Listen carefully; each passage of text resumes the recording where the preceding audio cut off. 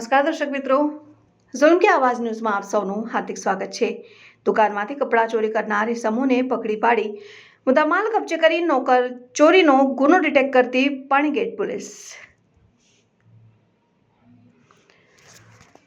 દુકાનમાં લાગેલ CCTV check કરતા દુકાનમાં કામ કરનાર કાયદાના સંઘર્ષમાં બાળ કિશોર નાના કપડાનો થેલો લઈને અવારનવાર બપોરના સમય નજર ચૂકવી બહાર જતા જણાવેલ, જેથી તેના વાલીઓએ સાથે રાખીને પૂછપરછ કરતા પોતે દુકાનમાં કામ કરતો હોય દુકાનમાં રહેલ અલગ અલગ કપડાં અને શૂઝ થેલામાં ભરી ચોરી કરી લઈ તેના મિત્ર શહેજાદ ઇસ્માઇલભાઈ સિંધીનાઓને વેચવા સારું આપી આવતો હોવાની કબૂલાત કરેલ, જેથી શહેજાદ ઇસ્માઇલભાઈ સિંધીનાઓને પકડી પાડી વધુ પૂછપરછ કરતા કાયદાના સંઘર્ષમાં આવેલ બાળ કિશોરની પાસેથી ચોરીના લીધેલ કપડાં વેચી દીધેલ હોય અને કેટલાક કપડાં તેની પાસે હોવાની કબૂલાત કરતા તેની પાસેથી મળી આવેલ ચોરીમાં ગયેલ મુદ્દામાલ કિંમત ₹39,300નો કબજે કરીને કાયદેસરની કાર્યવાહી હાથ ધરવામાં આવેલ છે।